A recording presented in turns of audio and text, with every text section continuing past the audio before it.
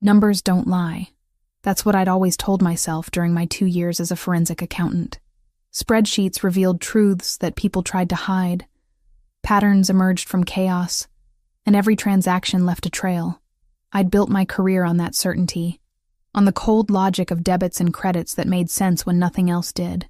But standing in my bathroom at 6 a.m, staring at the positive pregnancy test I'd taken 3 weeks ago and hidden in the back of a drawer, I understood that some truths couldn't be organized into neat columns. Some secrets grew heavier with each passing day until they became impossible to carry alone. 5 months. I was just past 5 months pregnant, and no one knew. The father was a stranger whose name I couldn't remember from a conference in Chicago about 6 months ago.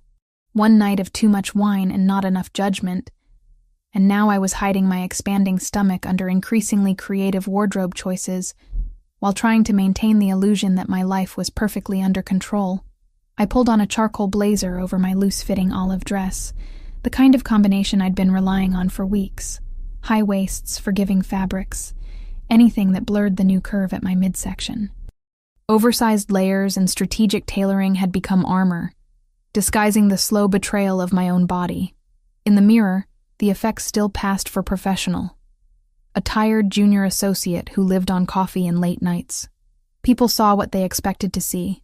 Only I knew how carefully I'd learned to angle my shoulders, to keep my laptop bag or coat between me and anyone who might look too closely. How I chose conference tables and restaurant seating based on what they could hide. My makeup did what it could to brighten dull skin, but it couldn't do much about the way pregnancy had softened some lines while stress carved new shadows beneath my green eyes. My phone buzzed with a reminder about today's meeting. The Versiani audit. I'd been working on it for 3 weeks, and every document I reviewed made my unease grow. Christopher Versiani's import business had the kind of financial patterns that made experienced accountants nervous. Legitimate transactions mixed with irregularities that suggested something darker underneath. I grabbed my laptop bag and headed out, leaving my small apartment behind. The building was old, but clean, located in a neighborhood that straddled the line between affordable and acceptable. 3 years ago, when I'd moved here after the falling out with my sister Haley, it had felt like independence. Now, it just felt lonely. The firm's offices occupied 3 floors of a glass tower downtown. I took the elevator to the 15th floor, nodding to colleagues who barely glanced up from their phones. Anonymity had its advantages. No one asked questions about my weight gain or why I'd stopped joining happy hours. I was just Olivia Grant, the quiet accountant who did excellent work and kept to herself.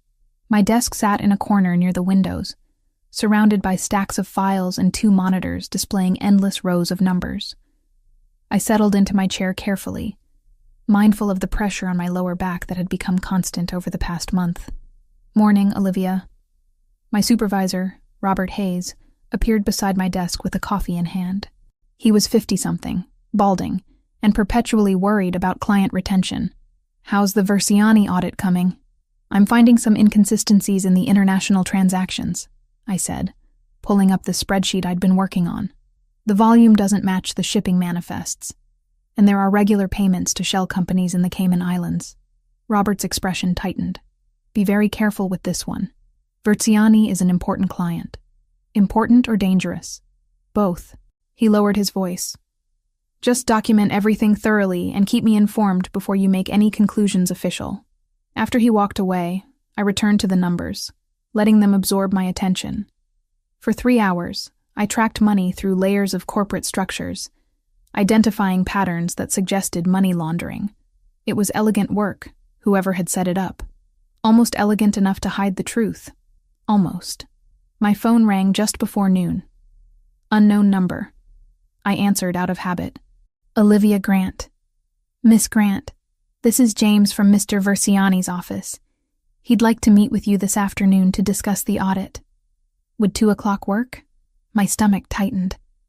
Clients didn't usually request face-to-face meetings during preliminary audits.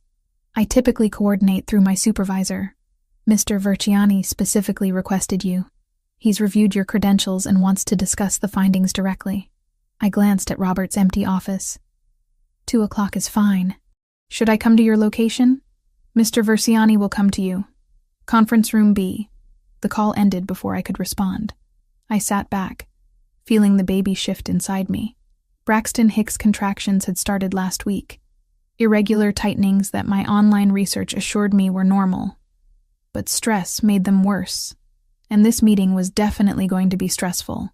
I spent the next 2 hours reviewing my notes, making sure every conclusion was supported by documentation. Whatever Christopher Versiani wanted, I wouldn't be caught unprepared. At 1:55, I gathered my files and headed to conference room B. It was one of the smaller rooms, with a table for 6 and windows overlooking the city. I arranged my documents and opened my laptop, then poured myself water from the pitcher on the side table. The door opened at exactly 2 o'clock. Christopher Versiani was not what I expected. The financial profiles I'd reviewed suggested someone older, harder.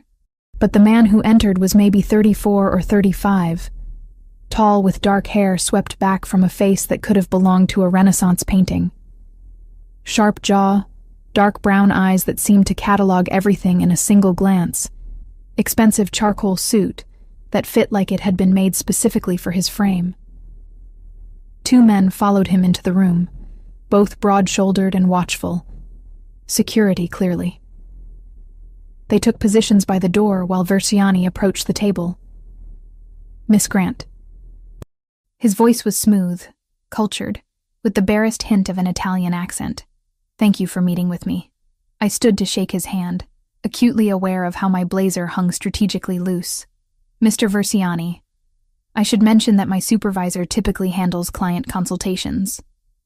I'm aware of standard protocol." He settled into the chair across from me with casual grace. "But I prefer direct communication when it comes to matters of financial complexity." Up close, his presence was almost overwhelming. Not threatening exactly, but intensely focused. When he looked at me, it felt like he was seeing through every carefully constructed defense I'd built. "I've reviewed your preliminary findings," he continued, pulling out a tablet. "You've identified irregularities in my international transactions." "Several irregularities," I corrected, opening my laptop. "The volume of reported imports doesn't match the documented shipping weights. The payments to subsidiary companies in tax havens don't correspond with any services I can identify, and the art acquisitions are being valued significantly above market rates. You're very thorough. It's my job to be thorough." One corner of his mouth lifted in what might have been amusement. "And what conclusions are you drawing from these irregularities?" I met his gaze directly. "That your business has legitimate operations mixed with financial structures designed to move money without proper documentation. Whether that constitutes illegal activity isn't my determination to make. I document the patterns. Others decide what they mean. Others like the SEC or the FBI. Or simply the IRS if there are tax implications." He leaned back, studying me with those unsettling dark eyes. "You're not intimidated. Should I be? Most people are, when they realize what they're investigating." A contraction rippled across my abdomen, sudden and sharp. I reached for my water glass, using the movement to hide the momentary tension. When I looked up, Versiani's expression had shifted. Not suspicion exactly, but heightened attention. "Are you all right?" he asked. "Fine. Just a cramp." I set the glass down carefully. "Can we continue?" He studied me for another moment, then nodded. "Walk me through your methodology." For the next hour, we discussed financial structures and international transactions. Versiani was sharp, catching details most clients would miss, asking questions that revealed a sophisticated understanding of both legitimate business and the gray areas where legality blurred. He didn't deny the irregularities. Instead, he offered alternative explanations, some plausible, some clearly designed to test how much I actually knew. Throughout it all, I maintained professional detachment, presenting facts without judgment, but I was acutely aware of how his attention never wavered, how he noticed when I shifted in my chair to ease the pressure on my back, how his gaze lingered on my face, as if trying to decipher something hidden. Finally, he closed his tablet. "You're good at what you do, Miss Grant." "Thank you. How long have you worked for this firm?" 2 years. "And before that?" "Graduate school." "University of Chicago, Forensic Accounting Specialization." "Chicago." Something flickered across his expression. "When did you graduate?" 18 months ago. Why? Just curious about your background. He stood, buttoning his jacket. I'll want weekly updates on your audit. Direct communication, if that's acceptable to you. It wasn't a request, despite the polite phrasing. I'll coordinate with my supervisor. I've already discussed it with Robert. He's agreed that you'll handle my account directly. Of course he had. Robert wouldn't refuse someone like Christopher Versiani. Then I'll prepare weekly reports, I said. Versiani extended his hand again. When I shook it, his grip was firm, warm, and held a fraction longer than necessary. I look forward to working with you, Miss Grant. I have a feeling this will be an interesting professional relationship. After he left, I remained in the conference room, processing what had just happened. Everything about the meeting felt calculated, from the timing to the direct request for my involvement. Christopher Versiani was testing me, gauging whether I could be intimidated, influenced, or bought. The answer to all three was no. But I also understood, with uncomfortable clarity, that I'd just stepped into something far more complicated than a routine audit. My phone buzzed with a text from an unknown number. Next meeting, Thursday, 4 p.m. I'll send the location. CV. I stared at the message, then at the contact information he'd somehow obtained without asking. This was a man who got what he wanted, who operated with the kind of power that made rules optional. And for the next several weeks, I'd be working directly with him, hiding a pregnancy that was becoming harder to disguise while investigating financial structures that suggested criminal activity. I closed my laptop and returned to my desk, where the baby kicked firmly against my ribs. 7 months pregnant, alone in a city where my closest relationship was with a sister I hadn't spoken to in 3 years. Working for a client who might be exactly the kind of dangerous my instincts warned me about. But I'd survived worse. I'd built a career on my ability to see patterns others missed, to maintain control when everything felt chaotic. I could manage this. I would manage this. I just had to keep the secret for 8 more weeks. After that, I'd disappear before anyone connected the dots. Before Christopher Versiani's dark eyes noticed what I'd been hiding under those carefully chosen blazers. Before I had to admit that somewhere between graduate school and single motherhood, I'd lost the ability to ask for help, even when I desperately needed it. 3 weeks slipped by faster than I'd anticipated. 3 weeks of weekly meetings with Christopher Versiani, each one lasting longer than the previous, each one revealing more about the man behind the carefully constructed business empire. Thursday afternoons became routine.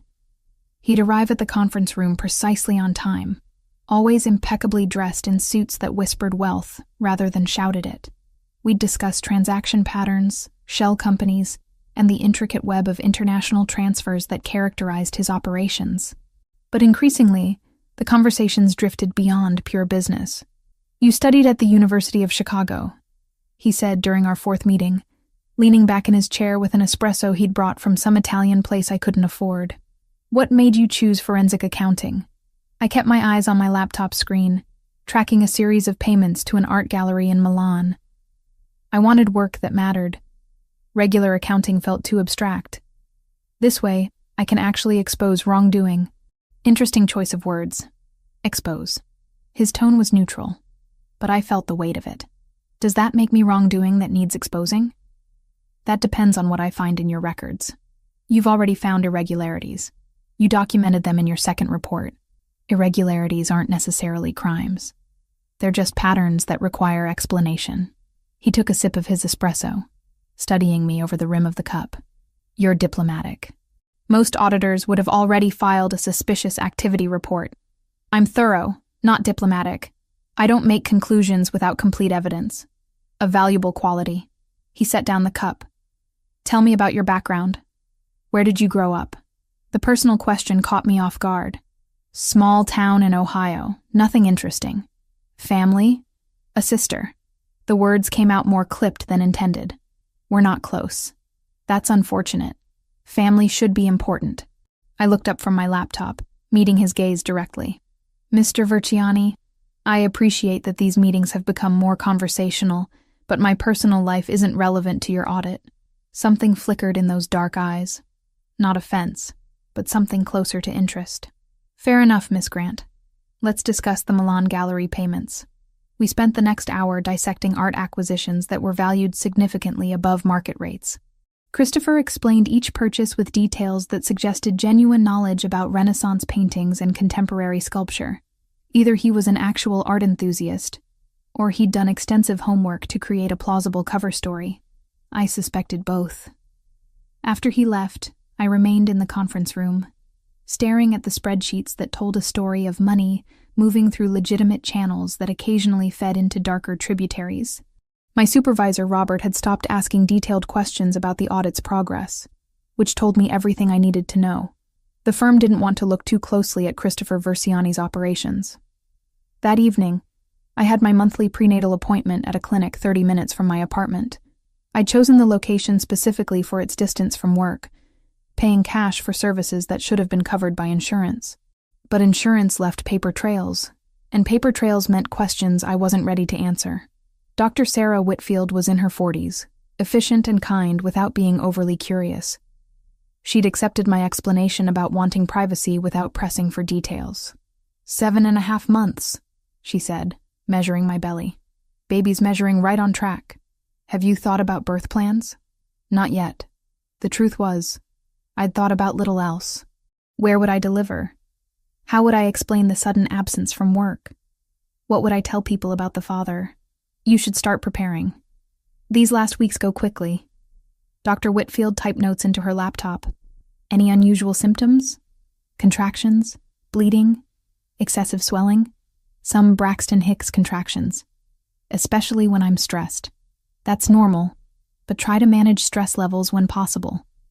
Your blood pressure is slightly elevated today. I nodded, knowing that managing stress was impossible when I was investigating a potential criminal while hiding a pregnancy from everyone I knew.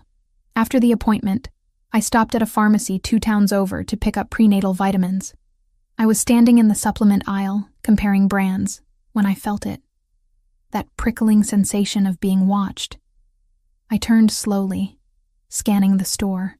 A man in a dark jacket stood near the magazine rack, seemingly absorbed in a sports publication. But something about his posture was wrong. Too alert, too focused. I paid quickly and left, checking my mirrors constantly during the drive home. The dark sedan that had been 3 cars back when I left the pharmacy was still there when I turned onto my street. By the time I parked, my heart was racing. I sat in my car, watching through the rearview mirror as the sedan drove past without slowing. Maybe I was paranoid. Maybe the stress was making me see threats that didn't exist. But forensic accountants were trained to recognize patterns. And this felt like surveillance. The next day, Christopher arrived for our meeting with a companion.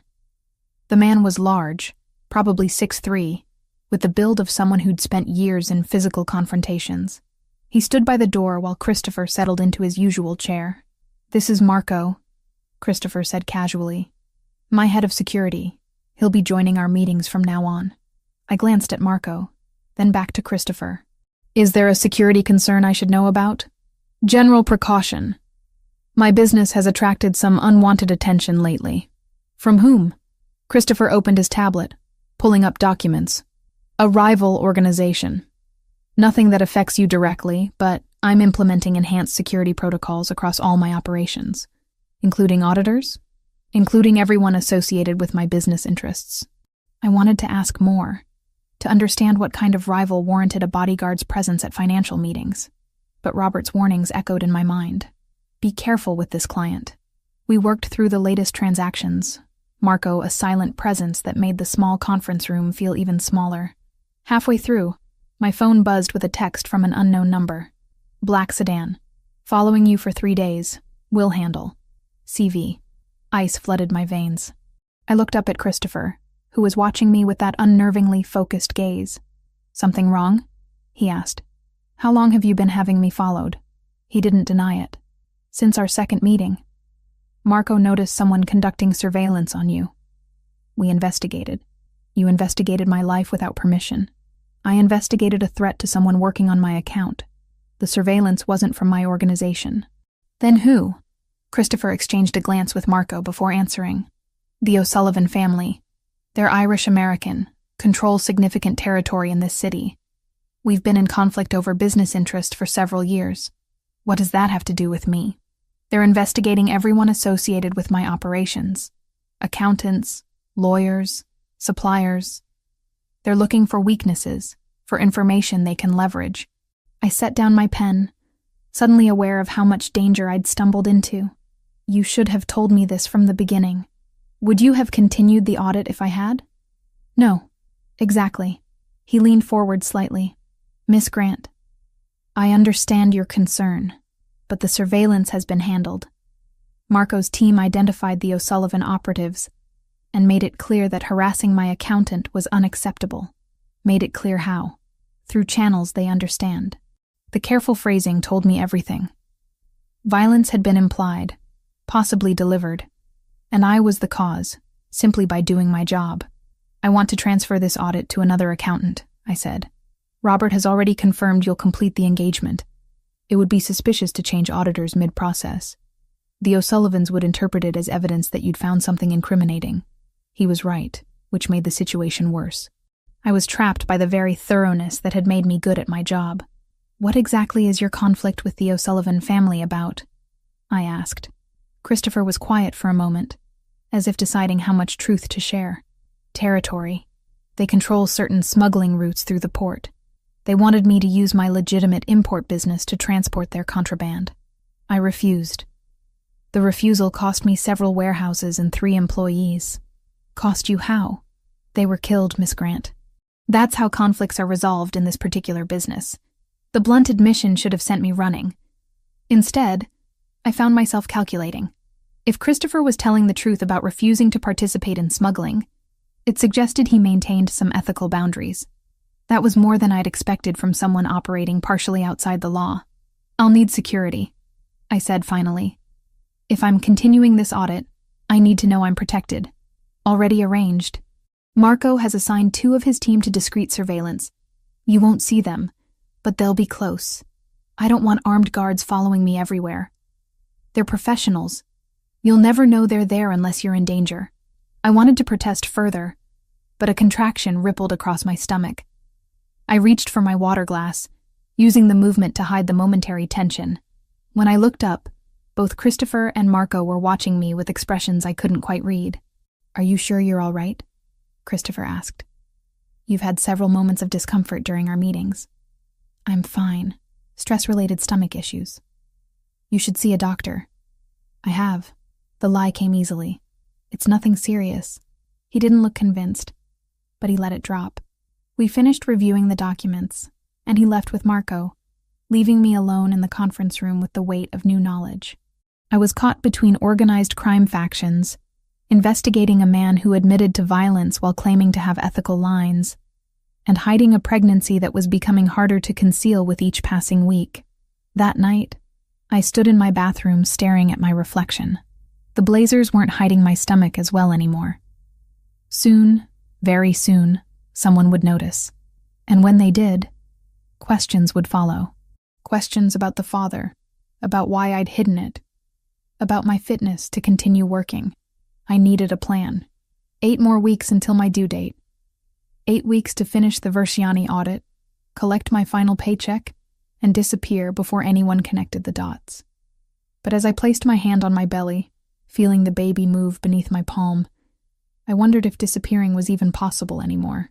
Christopher Versiani had eyes everywhere. He'd discovered surveillance I hadn't noticed. He'd sent security without asking permission. What else did he know? What else had he seen that I thought was hidden? The questions followed me to bed, where I lay awake, calculating probabilities and risks, trying to find a path through the increasingly complex maze my life had become. Numbers had always made sense, but people, particularly dangerous people with dark eyes and protective instincts I didn't understand, operated according to different mathematics entirely. The meeting was supposed to end at 6. Christopher had scheduled it for late evening, ostensibly to review quarterly statements away from the distractions of normal business hours.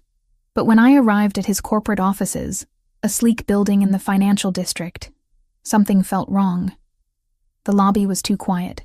The security guard at the desk looked up sharply when I entered, spoke briefly into his radio, then waved me toward the elevators without the usual visitor badge protocol. Christopher's office occupied the entire top floor. I'd never been here before, Our previous meetings had always taken place at my firm's conference rooms, neutral territory, where I felt some measure of control. Being in his space shifted the dynamic in ways I couldn't quite define. The elevator opened directly into a reception area decorated in minimalist modern style. Dark wood, leather seating, abstract art that probably cost more than my annual salary. A woman in her 50s sat at the reception desk, her expression professional but warm. "Miss Grant? Mr. Versiani is expecting you. Conference room 2, down the hall to your left." I followed her directions, my low heels clicking against polished marble. The hallway was lined with windows overlooking the city, lights beginning to sparkle as dusk settled. At the end, double doors stood slightly ajar. I pushed them open and stopped. The conference room was massive, dominated by a table that could seat 20. But what caught my attention was the scene unfolding beyond the floor-to-ceiling windows on the opposite wall. The building's parking garage was visible 3 floors below, and I could see 2 distinct groups of men facing each other in what was clearly a confrontation. Christopher stood at the window, hands in his pockets, watching the scene with Marco beside him. "Miss Grant." He didn't turn around. "I apologize for the irregular meeting location. Circumstances have become complicated. What's happening down there?" "A business discussion that's becoming less civil than I'd prefer." He finally turned, and I saw tension in the set of his shoulders. "The O'Sullivan family has decided that polite warnings are insufficient."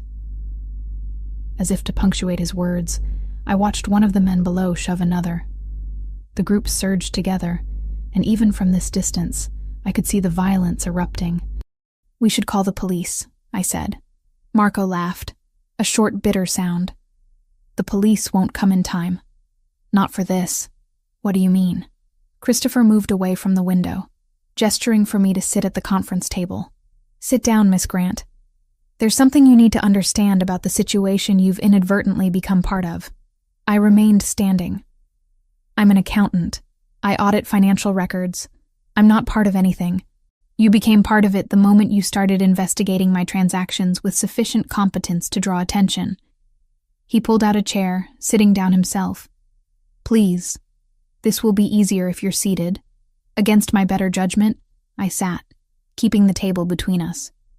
"The O'Sullivan family controls significant criminal operations in this city," Christopher began. "Smuggling, primarily.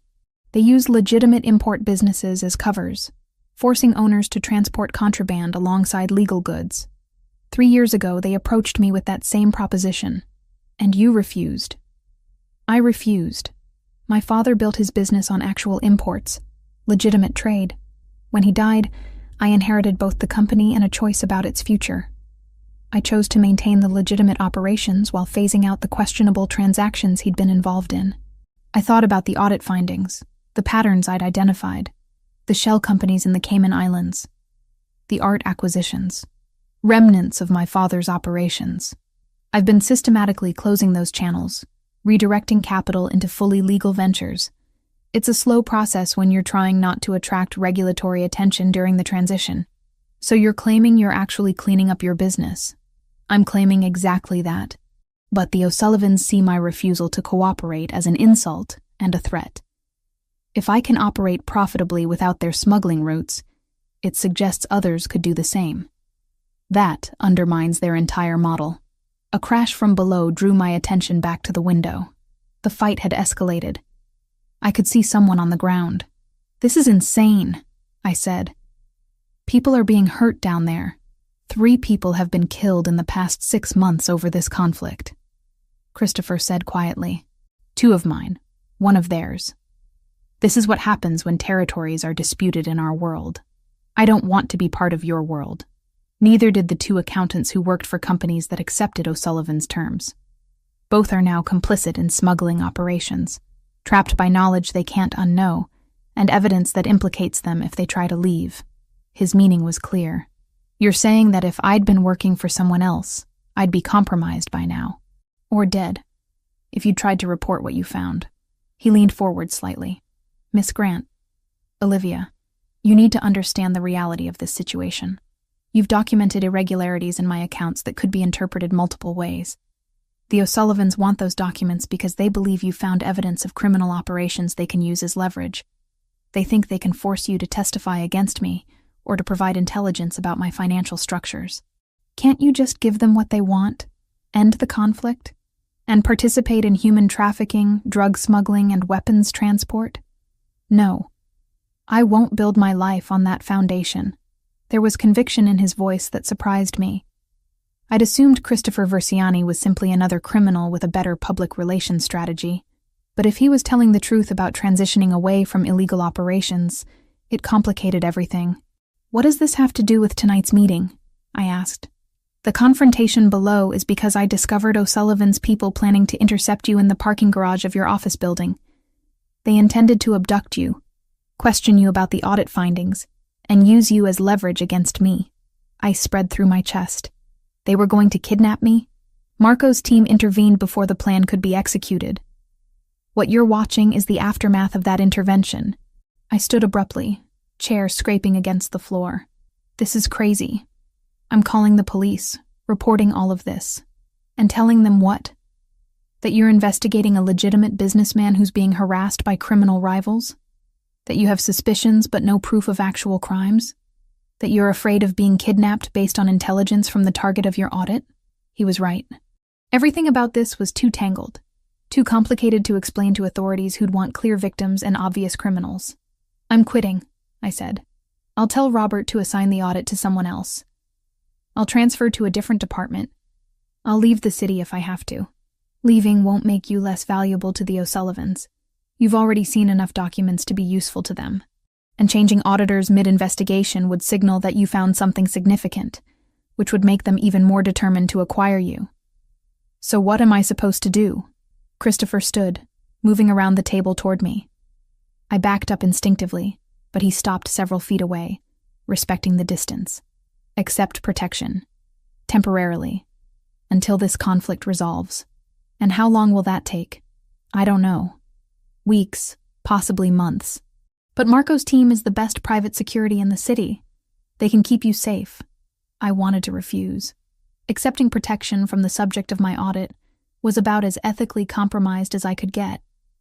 But the alternative was becoming a target for a criminal organization that had already killed multiple people over this territory dispute. I need time to think, I said. Time is something you don't have much of. Christopher nodded toward the window.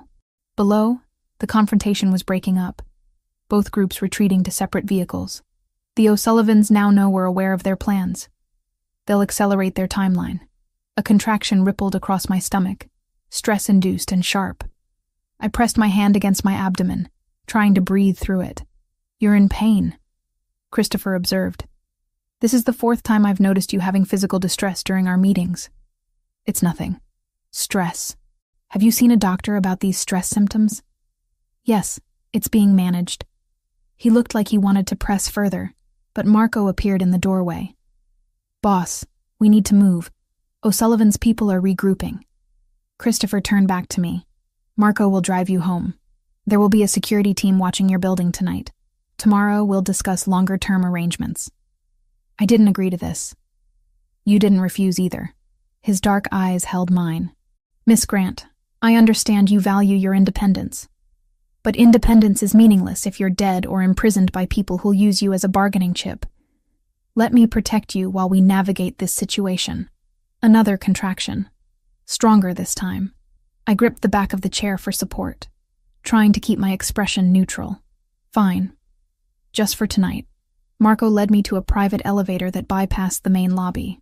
The parking garage was clear now, though I could see broken glass and what might have been blood on the concrete. We got into a black SUV with tinted windows, Marco behind the wheel, another man I didn't recognize riding in the passenger seat. The drive to my apartment took 30 minutes through evening traffic. Neither man spoke except for occasional radio communications in code I didn't understand. When we arrived, Marco walked me to my door. There'll be a team in a vehicle across the street, he said. Shift changes every 8 hours. If you need anything, if you see anything unusual, call this number. He handed me a card with a single phone number printed on it. This is insane, I said. This is survival. He waited until I'd unlocked my door and stepped inside. Lock it. Don't open it for anyone except delivery drivers you're expecting. And even then, verify through the peephole first. After he left, I stood in my dark apartment shaking. The enormity of what I'd stumbled into was overwhelming. I wasn't just auditing a complicated business. I'd become a piece in a violent territorial dispute between criminal organizations. I went to my window and looked down at the street. A dark sedan was parked across from my building, exactly as Marco had said. 2 figures visible in the front seats. My phone buzzed. "Christopher, are you safely inside?" "Yes." "Good. Try to rest. We'll talk tomorrow about next steps." "There's something you should know." I wasn't sure why I was about to tell him. Maybe because the day had stripped away all my careful defenses. "I can't be put in danger. I have reasons why I need to avoid any situations that might become violent or require extensive legal involvement." There was a pause. "What kind of reasons?" "Personal ones. I just need you to understand that I can't be compromised in certain ways." "Noted. Is there anything else you're not telling me, Miss Grant? Anything that would affect security protocols?" "Everything. I'm 7.5 months pregnant with a stranger's child, and I've been hiding it from everyone, including you. And if this situation forces me into hospitals or police stations, or anywhere with official documentation, people will find out."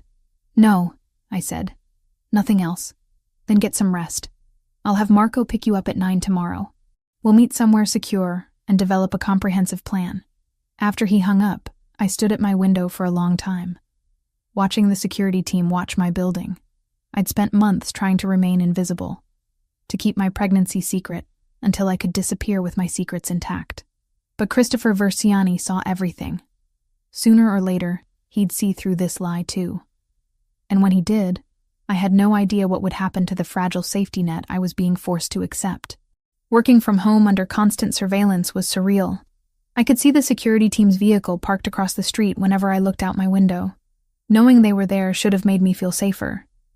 But instead, it felt like being watched from 2 sides, protected from external threats while being monitored by the very people providing that protection. Marco picked me up at 9 the next morning, as Christopher had promised.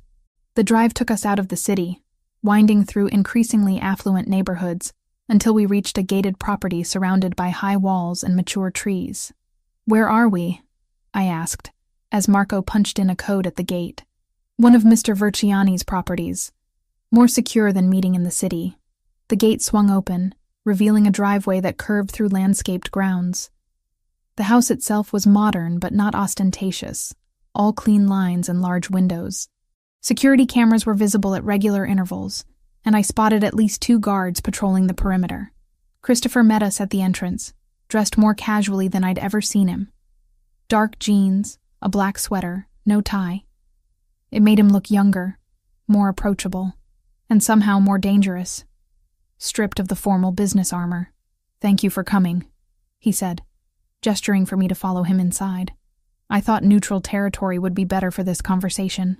Somewhere we both feel less constrained by professional boundaries. The interior was surprisingly warm. Hardwood floors, comfortable furniture that looked actually lived in rather than designer selected. We walked through a spacious living area to what appeared to be his private study, lined with bookshelves and dominated by a large desk near windows overlooking a garden.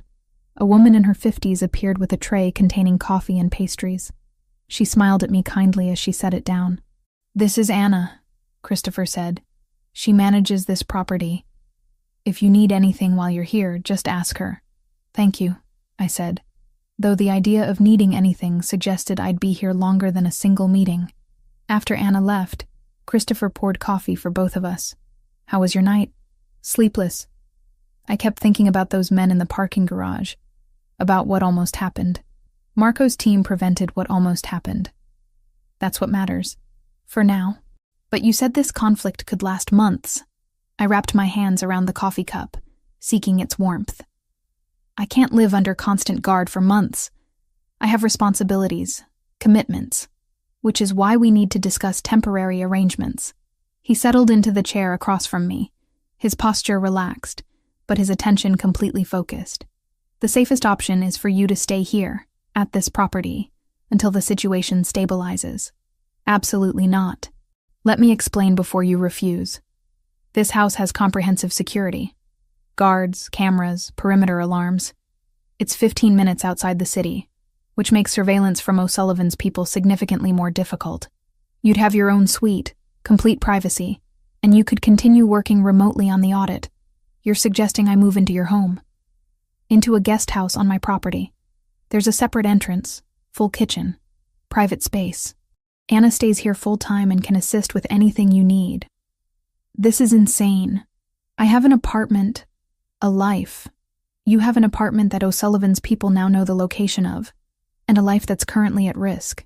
He leaned forward slightly. Miss Grant, I understand this feels invasive, but consider the alternative. Either you accept secure accommodation temporarily, or you remain in your apartment with round-the-clock obvious security that will announce to everyone that you're a person of interest in a criminal conflict. He was right, which made my refusal more difficult. I need to think about this. Of course. But think quickly. Every day you remain at your current address increases the risk. Before I could respond, my phone rang. Robert, my supervisor. I answered, stepping away slightly. Olivia, where are you? You missed the morning meeting. I'd completely forgotten about the weekly team briefing. I'm working off-site today. Client meeting. The Versiani audit? Robert's voice carried concern. I need to speak with you about that. Can you come in this afternoon? I'll be there by 2.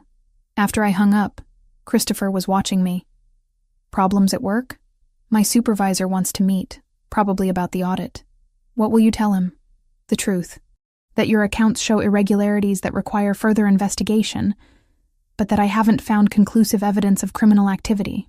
And if he asks about our meeting frequency, I'll say you're a demanding client who insists on regular updates. I met his gaze directly.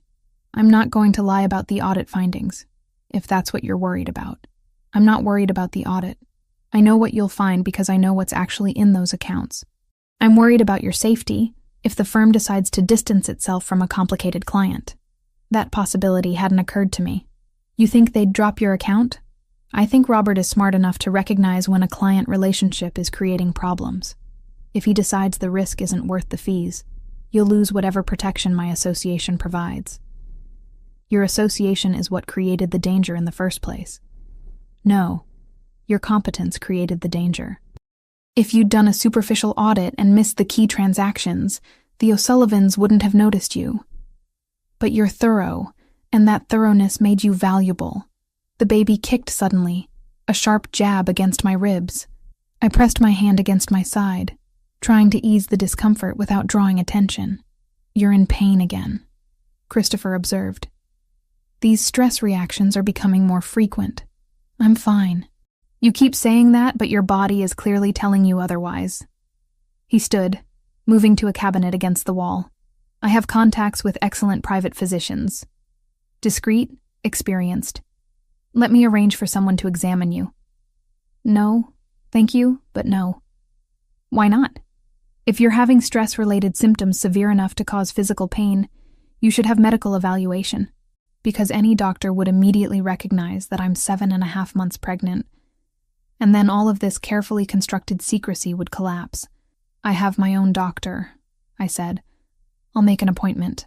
He studied me for a long moment, and I had the uncomfortable feeling he knew I was lying, but he didn't press further. At least eat something. You barely touched breakfast. I picked up one of the pastries, more to end the conversation than from actual hunger.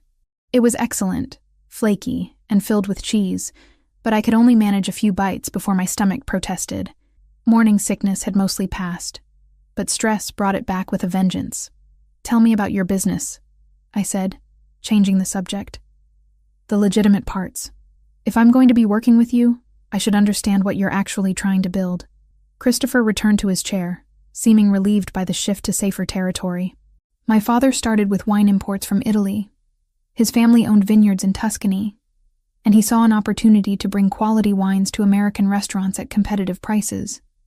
The business grew, expanded into other Italian products. Olive oil, cheese, furniture, art, and somewhere along the way, the legitimate business provided cover for less legitimate transactions. My father believed in pragmatism. When certain organizations offered opportunities to increase profits through their distribution channels, he accepted. By the time I inherited the business, those relationships were deeply embedded. But you're trying to extract yourself. I'm trying to build something that doesn't require looking over my shoulder, that doesn't put employees at risk or force moral compromises." He paused. "My mother died when I was 15. Cancer. My father threw himself into the business, made decisions he probably wouldn't have made otherwise. He died 3 years ago, and I inherited his choices along with his company." There was pain in his voice when he mentioned his mother, humanizing him in ways I'd been trying to avoid. It was easier to think of Christopher Verciani as simply a criminal target of my audit, not as someone who'd lost his parents and was trying to navigate impossible situations. "I'm sorry about your mother," I said quietly. "Thank you. She would have liked you, I think. She valued competence and honesty. I'm not sure she'd approve of her son holding an accountant captive to discuss protection arrangements. You're not captive. You're free to leave anytime." "Am I? Because it feels like every option that doesn't involve accepting your help leads to danger." "That's not manipulation. That's reality." He stood, moving to the window. "I didn't create this situation, Olivia. The O'Sullivans did when they decided to target anyone associated with my businesses. I'm simply offering you the best protection available while we resolve it." The use of my first name instead of the formal Miss Grant didn't escape my notice. We were crossing boundaries, shifting from purely professional territory into something more personal, dangerous territory, given how many secrets I was still keeping. "I need to get back to the city for my meeting with Robert," I said. "Can Marco drive me?" "Of course. But think about what I've offered. The guest house, the security, the protected space to work without fear. You don't have to decide today, but decide soon." Marco drove me back to the firm, dropping me at the entrance. I went straight to Robert's office, where he was waiting with an expression that combined concern and frustration. "Sit down, Olivia. We need to discuss the Verciani situation." I sat, my professional mask firmly in place. "What about it?" "I've received some information about Christopher Verciani that concerns me. Information suggesting his business dealings may be more complicated than a standard audit can handle." "What kind of information?" "The kind that comes from federal investigators who are interested in his operations. The kind that suggests we should consider withdrawing from the engagement before our firm becomes entangled in whatever they're investigating." My stomach dropped. "The FBI contacted you?" "Not officially, but word travels in certain circles. Verciani is on multiple agencies' radar. If we continue auditing his accounts, we may end up being called to testify about our findings." "Isn't that the point of forensic accounting? To document financial irregularities that may be criminal?" "Yes, when we're hired specifically for that purpose. But we were engaged for a standard corporate audit. This has evolved into something else." Robert leaned back in his chair. "I'm considering recommending to the partners that we withdraw. It would mean returning the fees already paid and potentially losing a significant client, but it protects the firm from complications." "What about protecting me?" "If you withdraw, the O'Sullivan organization will interpret it as evidence that I found something damaging. They'll intensify their attempts to access my findings." Robert's expression shifted. "How do you know about the O'Sullivans?" "Because they've been following me. Because they tried to arrange a situation where they could question me about the audit. Because Christopher Verciani had to assign private security to prevent my kidnapping." Jesus. Robert ran his hand through his thinning hair. "This is worse than I thought. You should have told me immediately when you became aware of external threats. I'm telling you now, and I'm saying that withdrawing from the engagement will make things worse, not better." "Then what do you suggest?" "Let me finish the audit. Give me 2 more weeks to complete my analysis and deliver a final report. Then the engagement ends naturally, without raising suspicions about what I found." Robert considered this. 2 weeks. But you work from home, maintain minimal contact with the client, and you document everything. If anything escalates, we go to the authorities immediately." Agreed. After leaving his office, I returned to my desk and stared at the spreadsheets that had caused so much trouble. Numbers that should have been simple truth had instead revealed a world of complications I wasn't equipped to handle. My phone buzzed with a text from Christopher. "How did your meeting go?" "The firm is nervous. They're considering withdrawal. I can speak with Robert, provide assurances." "No, that would make it worse. Let me handle this professionally." "As you wish. But the offer stands. Protection, accommodation, security. When you're ready. I spent the rest of the afternoon working on the audit, documenting the legitimate transactions I'd verified, and flagging the questionable ones that remained unresolved. If I only had 2 weeks to finish, I needed to focus on completing the analysis rather than investigating every irregularity.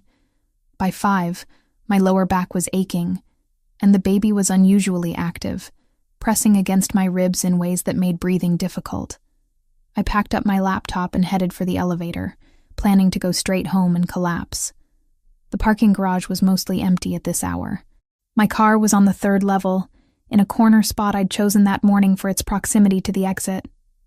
I was halfway there when I heard footsteps behind me. I turned. 3 men emerged from between parked cars, positioning themselves to cut off my exit route. Not security, not Marco's team. The way they moved, the cold calculation in their approach, marked them as exactly what Christopher had warned me about.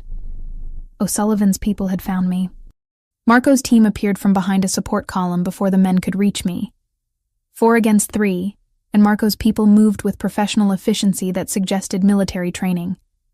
The confrontation was brief and violent, ending with O'Sullivan's men retreating toward the stairwell. One of Marco's security team, a woman with short dark hair and calculating eyes, approached me. "Miss Grant, are you hurt?" "No. What just happened?" Attempted contact. They wanted to talk, but we didn't give them the chance. She gestured toward a black SUV pulling up nearby. "We're taking you to the secure property. It's not safe here anymore."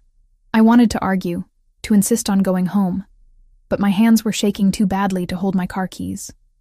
I let them guide me into the SUV, where Marco was already waiting. "How did they find me?"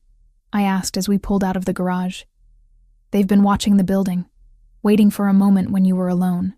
Marco's expression was grim. This escalation means something changed on their end. Either they're getting desperate, or they received new intelligence. Intelligence about what? About the audit findings. About whatever they think you've discovered. The drive to Christopher's property took longer than usual, Marco taking an indirect route to ensure we weren't followed. By the time we arrived, Christopher was waiting at the entrance, his expression dark with controlled anger. "Are you hurt?" he asked immediately, scanning me for injuries. "I'm fine. Your people got there first. This time." He gestured toward the house. "Come inside. We need to talk about what happens next." I followed him to his study, where Anna was already preparing tea.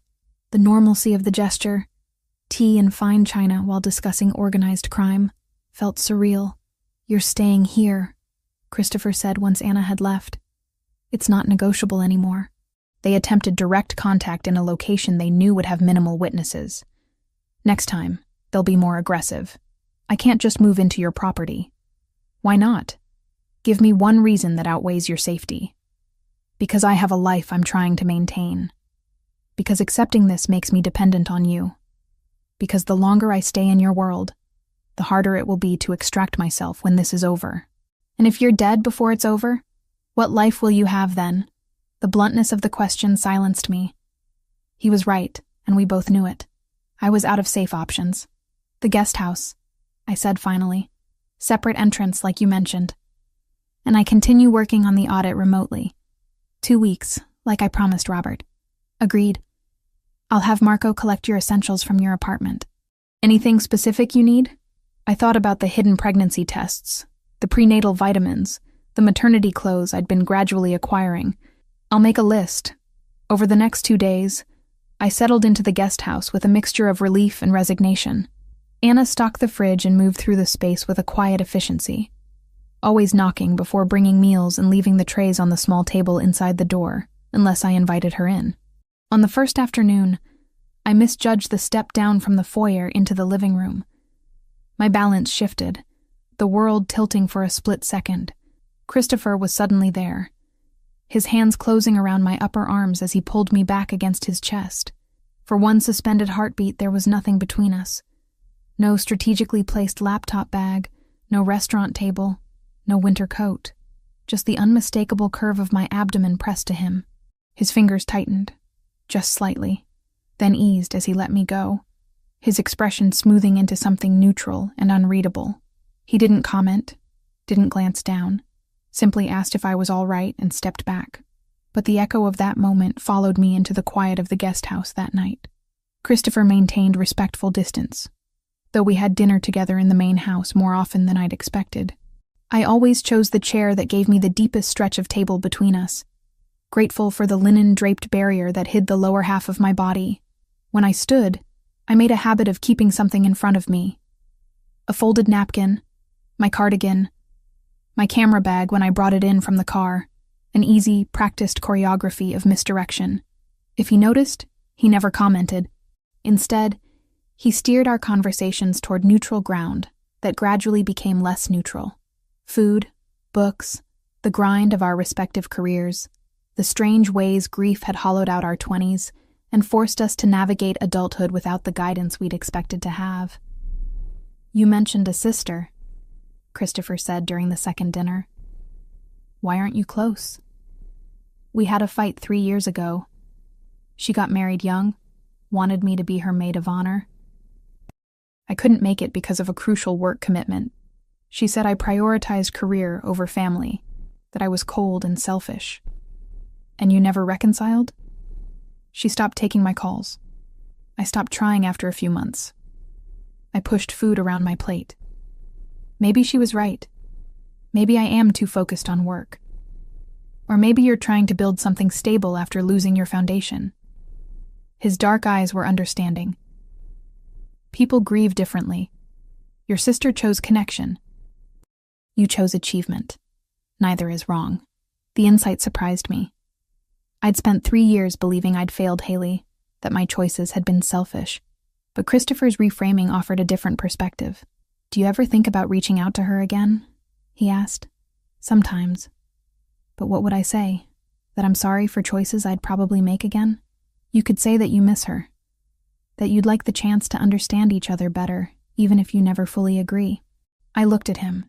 This man who ran a business empire with connections to organized crime, offering relationship advice with surprising wisdom. "You're more insightful than I expected. People are rarely what we initially expect them to be." That night, lying in the comfortable bed in the guest house, I felt the baby moving and allowed myself to think about Haley. She'd be about to become an aunt, though she didn't know it. Would she be excited? Angry that I'd hidden it? Both? The impulse to call her was strong, but I suppressed it. Too many complications. Too much to explain. After this situation with the O'Sullivans resolved, after I'd delivered the baby and figured out my next steps, then maybe I could reach out. Maybe then I'd have enough stability to risk rejection. The audit work consumed my days. I worked from the guest house, video conferencing with Robert twice a week, and submitting progress reports that documented both the legitimate transactions I'd verified and the irregularities that remained suspicious. The patterns were becoming clearer. Christopher's father had indeed built extensive networks for moving money through art acquisitions and shell companies, but those operations had been gradually scaled back over the past 2 years. Christopher was telling the truth about transitioning toward fully legitimate business. The question was whether that transition would be complete before external pressures forced different choices. On my 6th day at the property, I had my monthly prenatal appointment. I'd arranged it at the same distant clinic, but this time with Marco driving me. He waited in the vehicle while I went inside, keeping watch for any O'Sullivan surveillance. "Doctor, Whitfield was concerned about my elevated stress levels and slightly high blood pressure. You're at 32 weeks now. Everything is progressing normally, but stress this late in pregnancy can trigger early labor. Whatever situations you're dealing with, you need to find ways to manage them." "I'm trying. Are you getting adequate rest? Eating properly? Do you have support systems in place for after the birth?" Support systems. I had none. No family involved. No friends who knew about the pregnancy. No partner. Just a secret I'd carried alone for 8 months, and a plan to disappear before anyone discovered the truth. "I'm working on it," I said, which wasn't entirely a lie. I was working on surviving each day, which was the best I could manage. After the appointment, Marco drove me back to the property. As we pulled through the gates, I saw an unfamiliar car parked near the main house. Christopher stood beside it, speaking with a well-dressed older man I didn't recognize. "Who's that?" I asked Marco. "Legal counsel. Mr. Verciani's been negotiating with the O'Sullivans through intermediaries. Negotiations about what? Territory, terms of truce, how to resolve this conflict without further casualties. I went to the guest house, but an hour later Christopher knocked on the door. "Can we talk?" he asked when I opened it. "Of course." He entered, looking more tired than I'd seen him. "The negotiations aren't going well. The O'Sullivans are demanding concessions I can't make without essentially surrendering control of my business. They want access to my distribution networks, percentage of profits, and oversight of my operations. What happens if you refuse? Escalation, more violence, more risk to everyone associated with me." He met my gaze directly, "Including you. So what are you going to do?" "I'm considering options that would resolve this permanently, but those options have consequences I need to think through carefully." The vagueness of his phrasing told me he was considering something dangerous, something final. "Don't do anything that compromises who you're trying to become," I said quietly. "You told me you're trying to build something legitimate. Don't destroy that goal to solve a temporary problem. The O'Sullivans aren't temporary. They're a permanent threat as long as I operate in this city. Then maybe you need to consider operating somewhere else. Take your legitimate businesses and relocate to territory that isn't contested." He looked at me with surprise. "You're suggesting I run?" "I'm suggesting you make strategic choices that align with your stated goals. You want to transition to fully legitimate operations. That's easier in a location where you're not constantly fighting territorial disputes with criminal organizations." Christopher was quiet for a long moment. "That's actually not a terrible idea. Several of my wine suppliers are based in California. I could establish operations there, gradually shift the company's center away from this city." "Would the O'Sullivans let you leave?" "If I conceded this territory and paid exit fees, yes. They don't care about my operations in other states. They only care about control here." "Then that's your answer." He studied me with an expression I couldn't quite read. "You have good strategic instincts. Have you ever considered consulting work beyond forensic accounting? I prefer numbers to strategy. Numbers are clearer, but you're good at seeing patterns in complex situations. That's valuable." Before I could respond, my phone rang. "Robert. Olivia, we have a problem. The FBI just contacted the firm. They want to interview you about the Verciani audit." My stomach dropped. "When?" "Tomorrow morning, 9 a.m. at their field office." Robert's voice carried stress. "They specifically requested you. Something about information you've documented that's relevant to an ongoing investigation. I'll be there." After hanging up, I looked at Christopher, who had clearly heard the conversation. "The FBI wants to talk to me about your accounts." I expected this. "They've been building a case for months." He didn't look particularly concerned. "Tell them the truth. You've audited my accounts, found both legitimate transactions and irregularities, and documented everything thoroughly. You're a professional doing your job. What if they ask me to testify? Then you testify. I'm not asking you to lie or obstruct justice. Everything in those accounts is defensible or explainable. Some of it might cost me fees and penalties, but nothing that would result in criminal charges. You sound very confident about that, because I've been working with my attorneys for 2 years to ensure compliance. My father's old operations are being dissolved correctly, all taxes and fees paid retroactively. It's expensive and complicated, but it's legal." He stood, preparing to leave. "Answer the FBI's questions honestly. I have nothing to hide from them." After he left, I sat alone in the guest house, one hand resting on my belly where the baby was moving. Tomorrow, I'd be questioned by federal investigators about financial crimes, while hiding a pregnancy that was becoming impossible to conceal under professional clothing. The secret was too big now, the lies too complicated. Something was going to break, and I had no idea how to prevent it.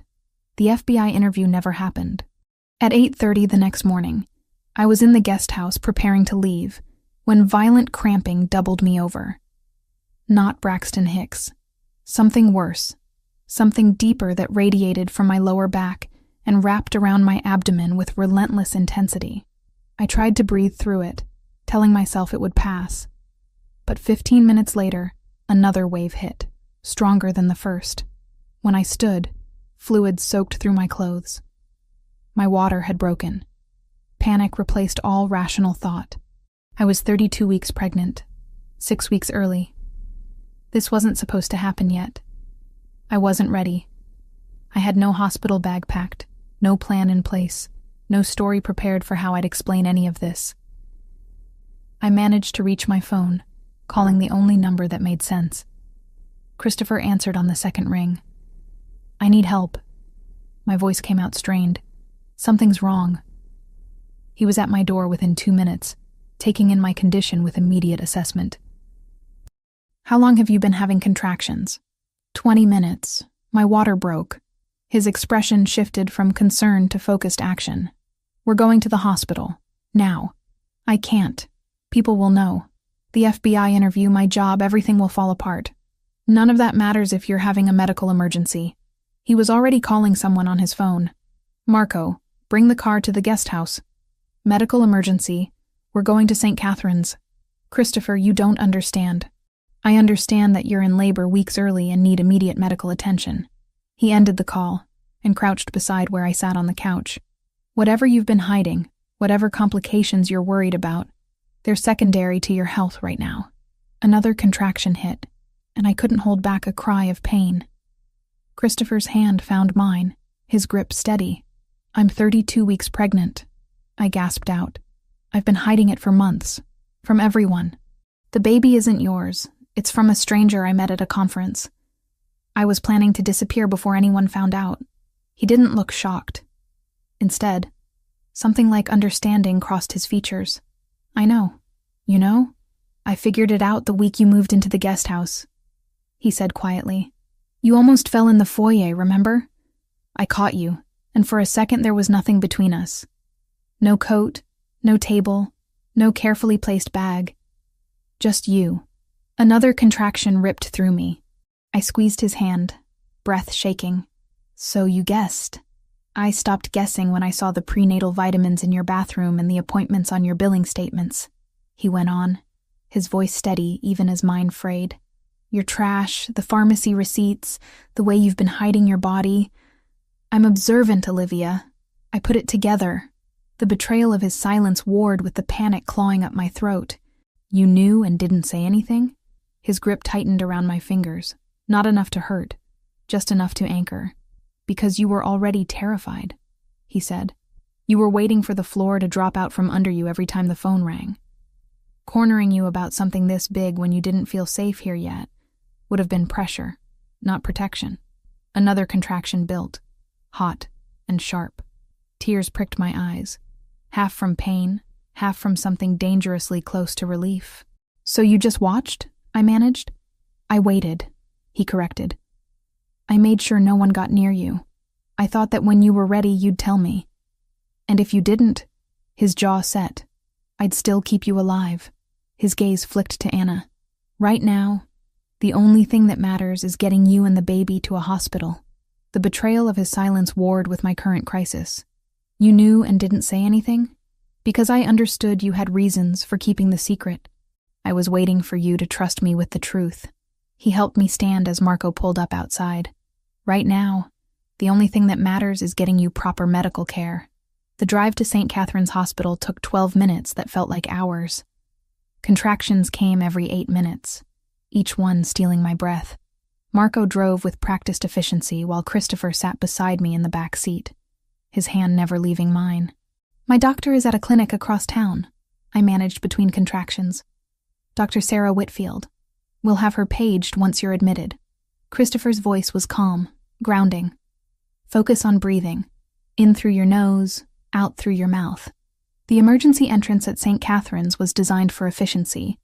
A wheelchair appeared immediately, and I was rushed through triage while Christopher handled paperwork with an authority that suggested he'd done this before. A nurse in navy scrubs checked my vitals while asking rapid questions. "How far along are you?" 32 weeks. "Any complications during pregnancy?" "High blood pressure, gestational diabetes." Blood pressure was slightly elevated at my last appointment. "Stress-related." She made notes, then looked up at Christopher. "Are you the father?" "No," I said, before he could answer. "He's a friend. The father's not in the picture," Christopher added smoothly. "I'm here as her support person." Within 20 minutes, I was in a private room being examined by an obstetrician I'd never met.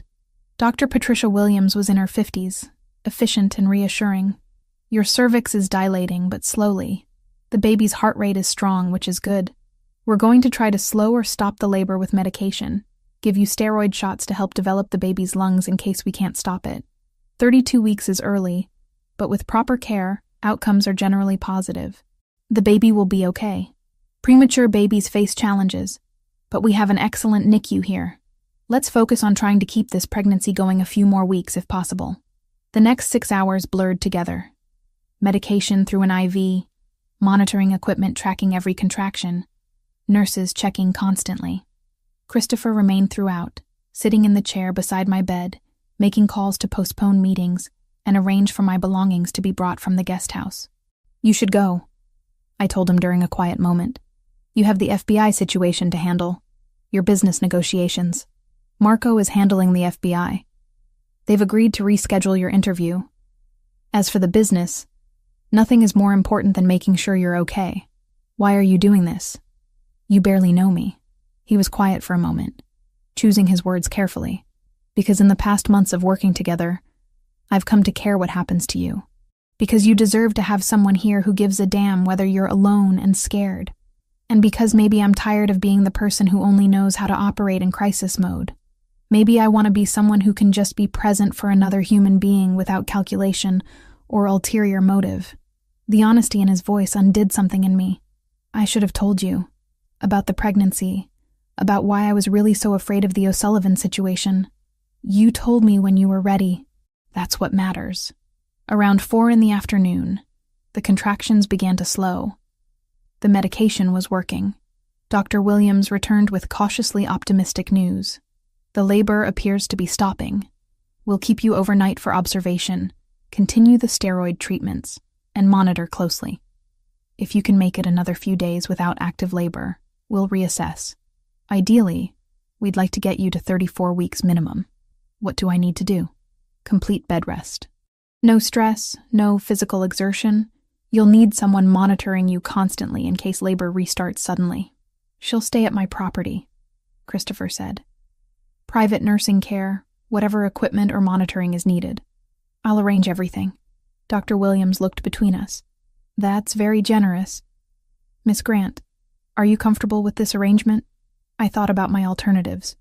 Returning to my apartment alone with O'Sullivan's people still searching for me. Trying to manage bed rest while maintaining my job and keeping the pregnancy secret. The FBI interview that would eventually happen. All of it impossible to navigate without support. Yes, I said. I'm comfortable with it. After Dr. Williams left, I turned to Christopher. This is going to complicate everything. Your negotiations, the audit, the whole situation. The situation was already complicated. This just adds different variables. He stood, moving to the window. For what it's worth, I'm glad you're not facing this alone anymore.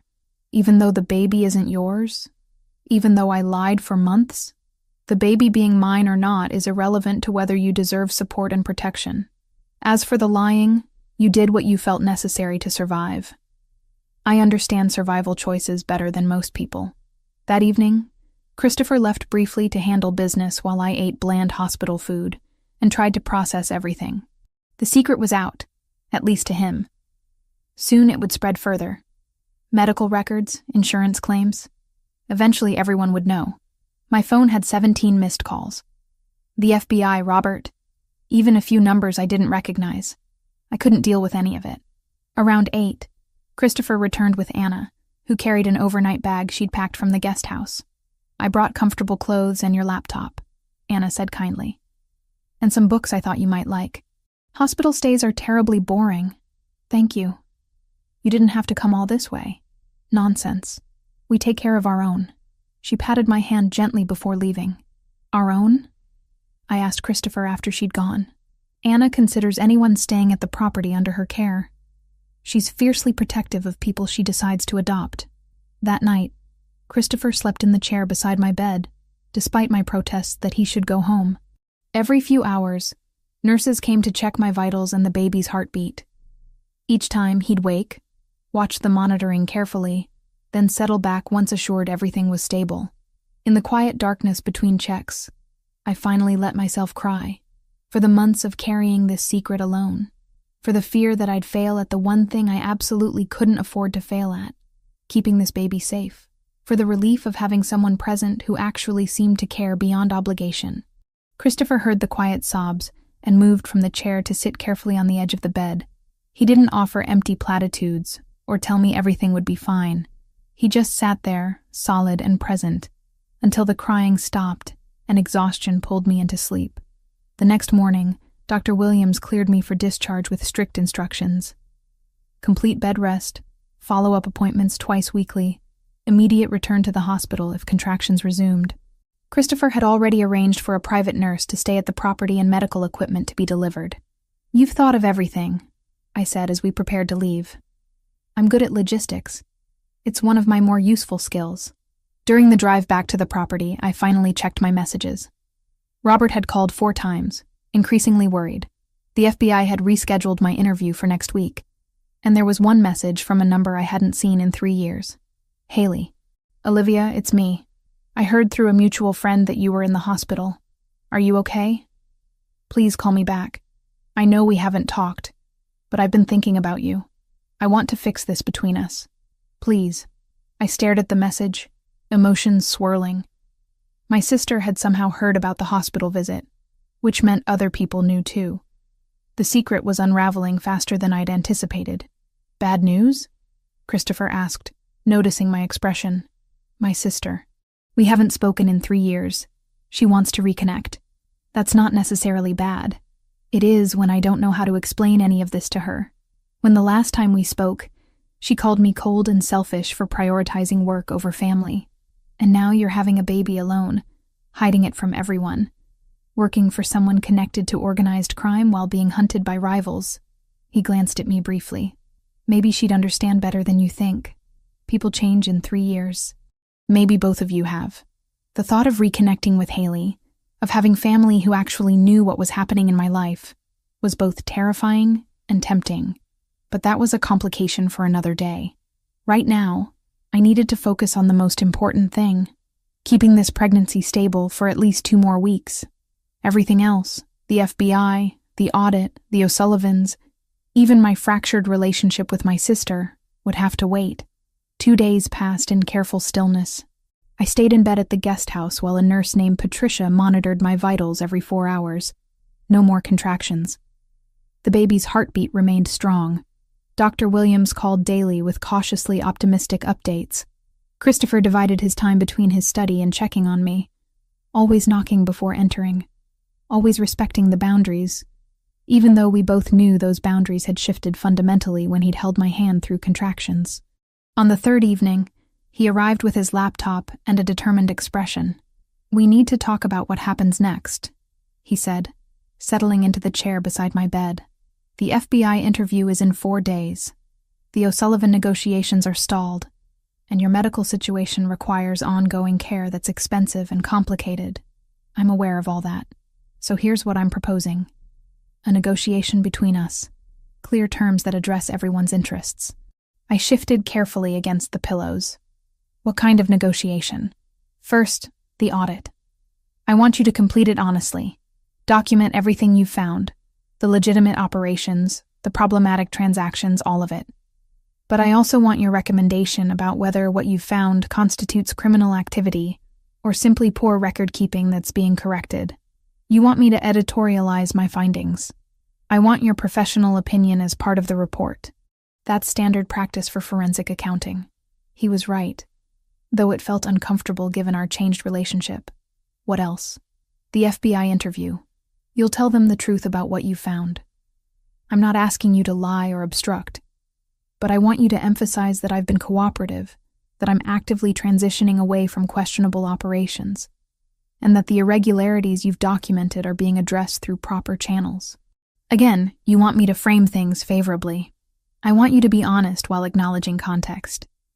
There's a difference between a criminal actively engaged in illegal operations and someone unwinding inherited complications. I considered this. And what do I get in return for these favorable framings? Medical care. For the remainder of your pregnancy and after the birth. private doctors, whatever specialist you need. I'll cover all expenses, no insurance claims that leave paper trails. You maintain your privacy while getting excellent care. That's not negotiation, that's charity. Then let's call it compensation for the stress my business has caused you. The O'Sullivan situation put you in danger. This is me making that right. There's more, isn't there? You're building toward something bigger. A faint smile crossed his features. You really do see patterns well. Yes, there's more. I'm relocating the primary operations to California. I'll be gone within 2 months, which resolves the territorial dispute with the O'Sullivans. They keep this city, I keep my businesses elsewhere. That's smart, strategic withdrawal, which leaves the question of what happens to you. You can stay here, return to your apartment, go wherever you choose, but I'd like to make you an offer. My heart rate picked up slightly. What kind of offer? Come to California, not as my employee, but as a consultant. Help me build the transition to fully legitimate operations. You're good at identifying financial structures that need correction. I need someone with that skill who I actually trust. You barely know me. I know that you risked your career to maintain ethical standards during the audit. I know you've been managing an impossible situation with remarkable composure. I know you're smart, principled, and exactly the kind of person I need if I'm serious about going legitimate. And the baby? The baby is part of the offer. Medical care continues, obviously. But also, I'll make sure you have support. Childcare when you're working, proper maternity leave, whatever you need to manage both motherhood and career. It was too generous, which made me suspicious. Why would you do all this? Christopher was quiet for a long moment, choosing his words carefully. Because in the past months, you've become someone I care about. Because I'm tired of operating in the shadows, making moral compromises, constantly looking over my shoulder. You represent something different. Integrity without naivety, strength without cruelty. Working with you makes me want to be better than I've been. That's a lot of weight to put on one person. Then tell me what you want instead. Tell me what would make this situation work for you, and I'll try to accommodate it. What did I want? I'd spent so long focused on surviving alone that I'd forgotten how to articulate needs beyond immediate crisis management. I want honesty, I said finally. Complete transparency about your business operations. No more surprises about criminal connections or dangerous rivals. If I'm going to work with you, I need to know exactly what I'm getting into. Agreed. I want autonomy. Not just the illusion of choice, but actual control over my decisions. Where I live, how I work, how I raise my child. You can offer support, but you can't dictate terms. Reasonable. What else? I want you to help me reconnect with my sister. I don't know how to bridge that gap on my own, and you were right that I shouldn't face this alone anymore. If Haley's willing to talk, I want to try to fix what broke between us. Christopher nodded. I can facilitate that. Anything else? Yes. I want to know what you actually feel for me beyond professional respect. Because the way you've been looking at me suggests this isn't purely a business arrangement in your mind. He'd been leaning forward slightly in the chair. Now he sat back, processing the direct question. You're right. It's not purely professional. I've developed feelings I didn't anticipate and don't entirely know how to navigate. But I'm not going to pressure you about that while you're vulnerable, medically compromised, and facing multiple crises. Whatever happens between us romantically, if anything, needs to be your choice made from a position of stability. That's very measured and careful. I'm trying to do this right, to not be the person who takes advantage of someone's difficult circumstances. I studied his face in the soft lamplight. He looked tired, the controlled facade showing cracks. What if I told you that despite everything logical that says this is a terrible idea, I've developed feelings too? What would you do with that information? I'd ask if you're sure those feelings are real, or if they're gratitude mixed with proximity and stress. I'd say I've spent 7.5 months analyzing my own emotions obsessively, and I'm fairly certain I can tell the difference between gratitude and actual attraction. Something shifted in his expression. Then I'd say we should table that conversation until after you've delivered safely, recovered physically, and had time to process everything that's happened. And if you still feel that way when you're not under siege from multiple directions, we'll explore what it might mean. That's frustratingly reasonable. I'm trying to be worthy of whatever trust you're placing in me. Before I could respond, my phone rang. Haley again. I'd been avoiding her calls for 3 days, not knowing what to say. Answer it, Christopher said quietly. Start rebuilding what you can. I picked up the phone, heart hammering. Haley? Olivia? Thank God. I've been so worried. Mom's friend's daughter works at St. Catherine's and mentioned seeing your name in the system. Are you okay? What happened? I'm okay now. There was a medical situation, but it's resolved. What kind of medical situation? Olivia, talk to me. I know we've been apart for years, but you're still my sister. Christopher made a small gesture offering to leave, but I shook my head. Whatever I said to Haley, he should hear. I'm pregnant, I said quietly. 7.5 months. I've been hiding it from everyone. I went into early labor, but they stopped it with medication. I'm on bed rest now. Silence on the other end. Then, you're pregnant? And you didn't tell me? I'm going to be an aunt and you were just going to what? Let me find out through hospital gossip? I didn't tell anyone. It's complicated. Where's the father? Is he taking care of you? There is no father in the picture. It was a conference hookup with someone whose name I can't remember. I was planning to handle this alone. Alone? Olivia, you can't have a baby alone. You need support, family, help. I'm figuring that out now. Someone's been helping me. Who? Where are you? I looked at Christopher, who nodded slightly. I'm staying at a property owned by a client. It's secure. I have medical care. It's safe. A client? What kind of client has you living at his property? Haley's voice carried suspicion. Olivia, what's actually going on? It's a very long story involving forensic accounting, organized crime, and a lot of bad decisions. Organized crime? I said it was complicated. Haley was quiet for a moment. I'm coming to see you. Tell me where you are. I'll drive there tonight. Haley, it's late, and you live 2 hours away. I'm not asking. You're pregnant. You went into early labor, and you're apparently hiding from organized crime at some client's house. I'm your sister. I'm coming. Now give me the address. I looked at Christopher again. Can she visit? Of course. Marco will pick her up if she'd rather not drive in the dark. Whatever makes this easier. I relayed that information to Haley, who reluctantly agreed to let Marco collect her from her house. After we hung up, I realized I was crying. That went better than you expected, Christopher observed. She didn't tell me I was selfish for how I'd handled things. She just immediately wanted to help.